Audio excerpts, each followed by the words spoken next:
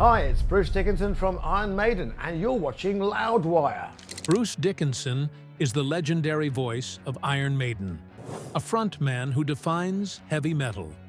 His incredible vocal range and commanding presence have made him a rock god to millions of fans. But before he inspired a generation, he was just a kid discovering the music that would set him on his path. A select few bands lit a fire in him, showing him the kind of power a rock singer could wield.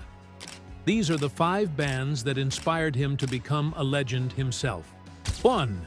Uriah Heep. Because this is the first gig of the tour.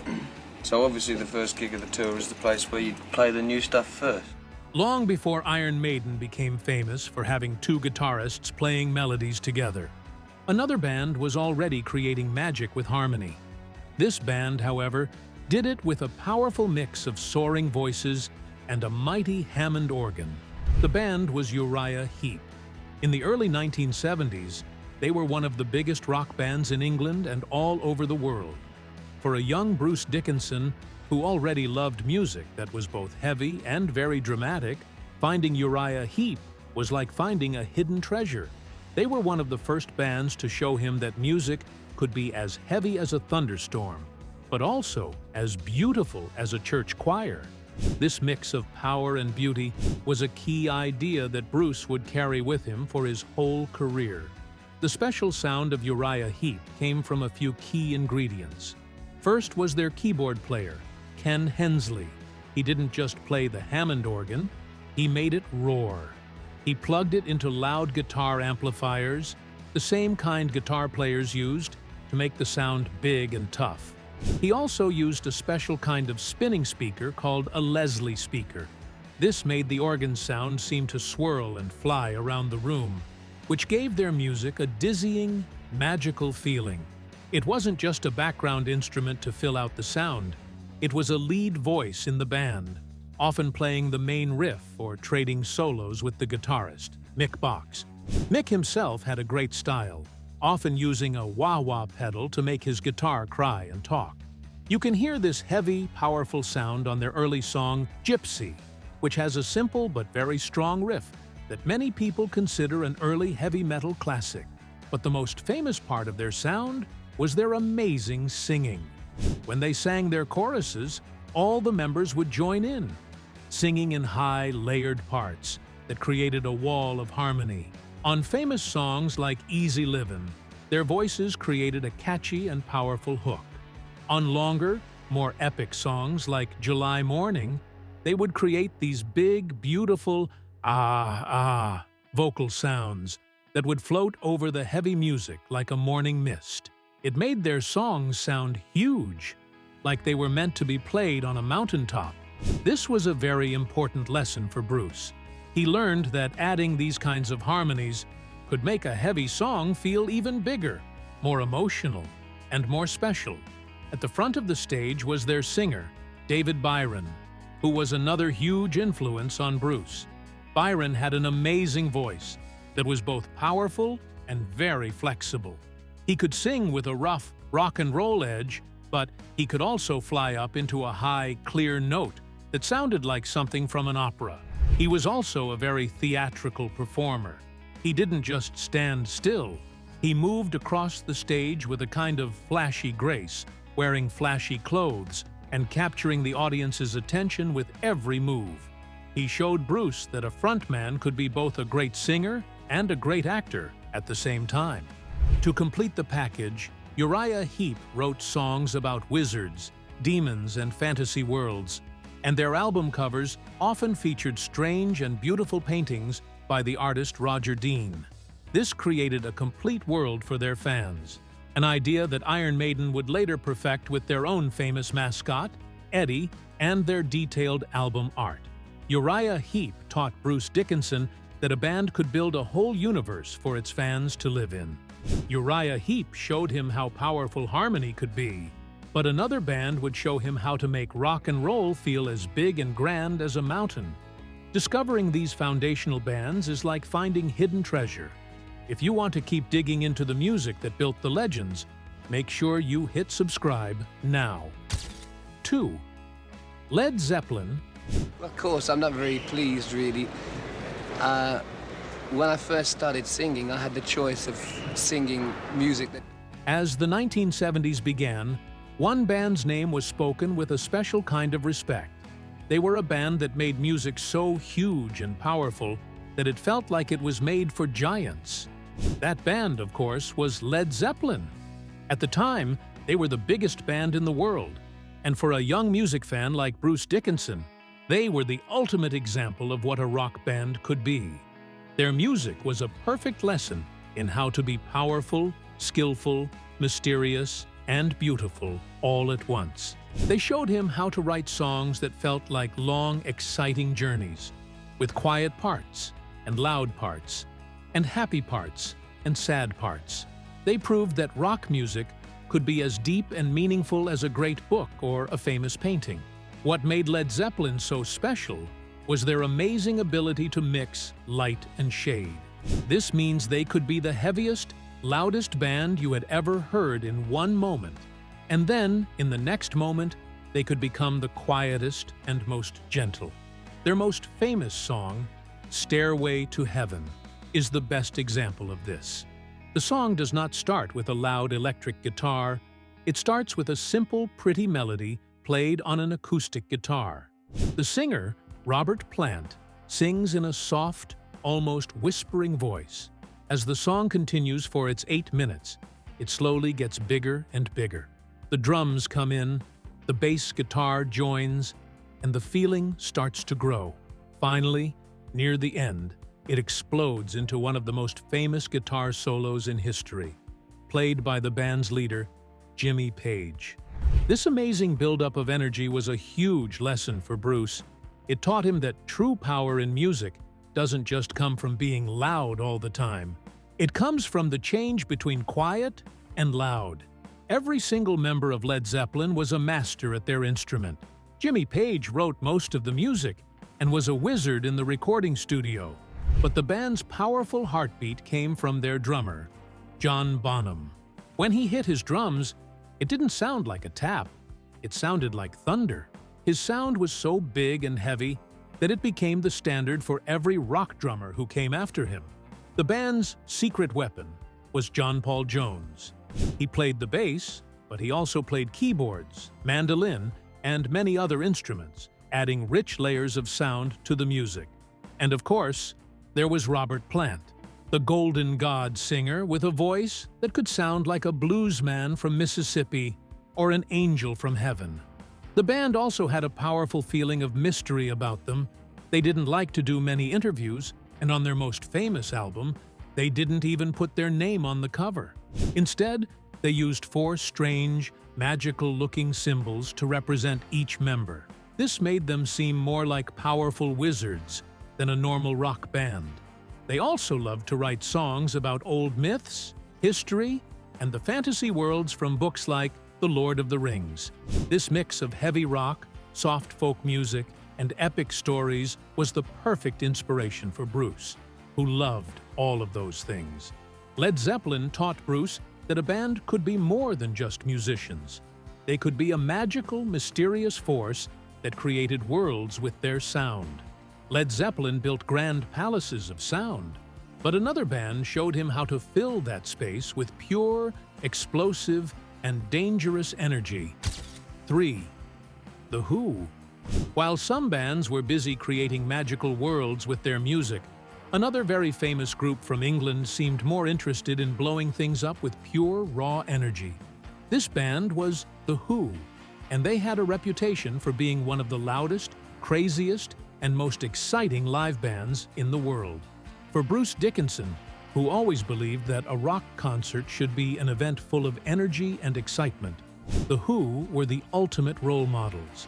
They played with a kind of wildness that felt both fun and a little bit dangerous. They taught Bruce that the best way to get an audience's attention is to hit them with a wave of sound and energy that they will never forget. The wild energy of The Who came from every corner of the stage. The guitarist and main songwriter, Pete Townshend, was a whirlwind of motion. He was famous for his windmill strum, where he would swing his whole arm in a huge circle, like the blade of a windmill, before crashing it down on his guitar. It was a move that looked as powerful as it sounded. And to top it off, he often ended the show by smashing his guitar into pieces, a final act of pure rock and roll rebellion. The drummer, Keith Moon, was maybe the wildest of them all. He didn't just play the beat, his style was more like a controlled explosion. He played fast, loud, and all over his drum kit, creating a rolling thunder of noise. There is a famous story of the band playing on an American TV show in the 1960s. Keith had secretly filled his bass drum with far too many explosives for a small TV studio. When he set them off at the end of the song, it created a massive bang that shocked the host, filled the studio with smoke, and allegedly caused permanent damage to Pete Townshend's hearing. It was pure chaos, broadcast live to the nation. In the middle of this storm was the singer, Roger Daltrey. He was the tough, muscular center of the band, a powerful voice holding all the craziness together. He would swing his microphone around by its long cord like a lasso, another move that looked very cool, but also very dangerous. The quiet one was the bass player, John Entwistle. He stood perfectly still, but his fingers were a blur, playing his bass with such speed and skill that it often sounded like a second lead guitar. This showed Bruce that every single person in a band, not just the singer, could be a star and a master of their instrument. But the Who were also very smart.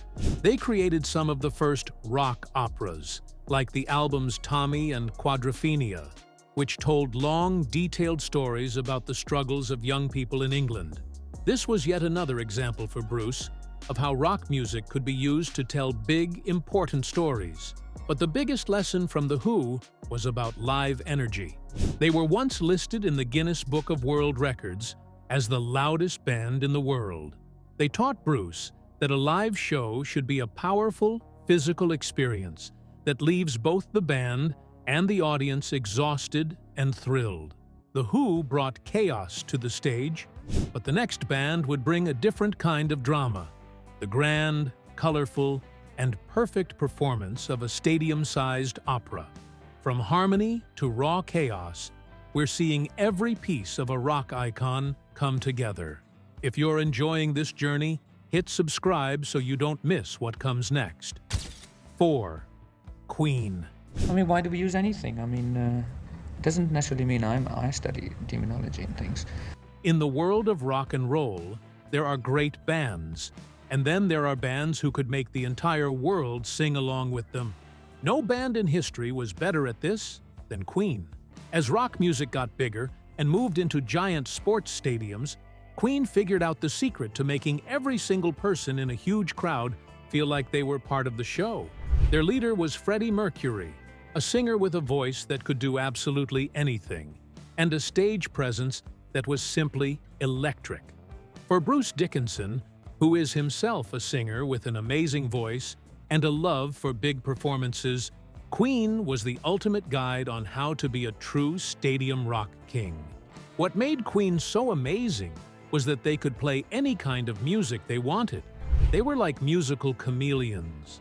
This was because all 4 members of the band were fantastic songwriters, which was very unusual. Most bands only have 1 or 2 writers. Freddie Mercury wrote their most famous epic, Bohemian Rhapsody. The guitarist, Brian May, wrote the world's greatest sports anthem, We Will Rock You. The drummer, Roger Taylor, wrote the hit song, Radio Gaga. And the quiet bass player, John Deacon, wrote the funky dance classic, Another One Bites the Dust. This meant their albums were always full of fun surprises. You never knew what you were going to get next. Brian May also had a very special guitar, which he called the Red Special. He and his dad built it by hand when he was a teenager, using wood from an old fireplace mantle. This homemade guitar had a unique sound that Brian used to create amazing layers of harmony, often making his one guitar sound like a whole orchestra of violins. Of course, the star of the show was Freddie Mercury. His performance at the Live Aid charity concert in 1985 is often called the greatest live performance in rock history. For about 20 minutes, Queen absolutely ruled the world. Freddie, who had an amazing vocal range that went from a deep growl to a high, clear note, sang with incredible passion. He ran and danced across the massive stage, and he had the entire crowd of over 70,000 people in the palm of his hand. He would sing a short melody, then hold his microphone out to the crowd, and the entire stadium would sing it back to him perfectly. It was a magical moment of connection between a performer and his audience. This was a huge lesson for Bruce. He saw how one man could make a giant stadium feel like a small, intimate room. He learned that the most important job of a frontman is to connect with every single person, from the front row to the very back. Queen's music, their showmanship, and their ability to write a perfect song that everyone could love taught Bruce that rock and roll could be fun, smart, heavy, and beautiful all at the same time.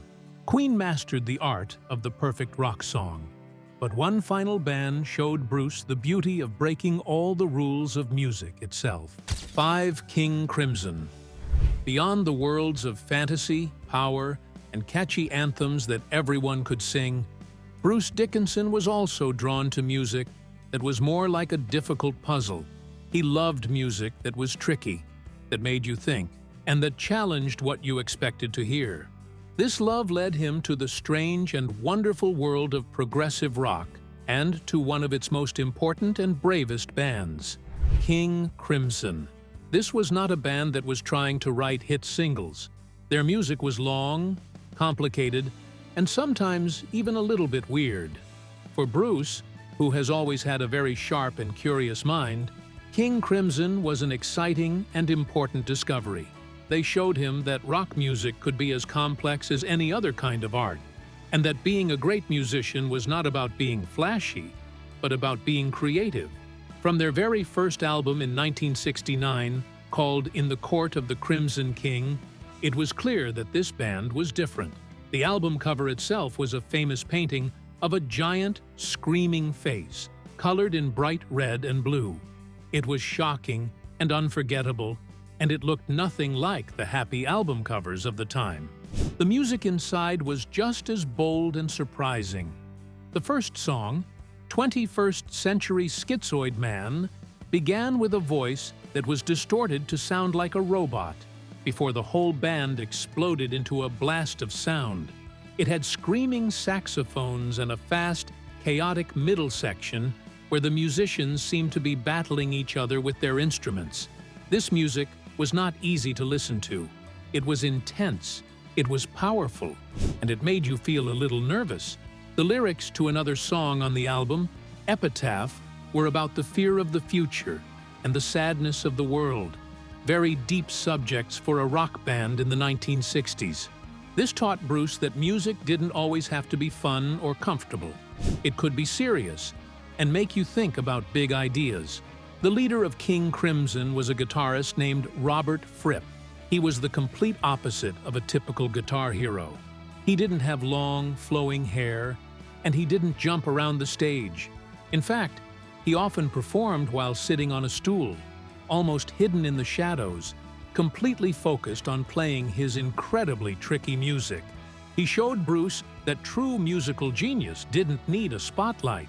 The music was the only thing that mattered. Fripp was also an inventor. He created a special guitar technique called Frippertronics, using 2 tape recorders to create long, looping layers of sound that he could then play a solo over.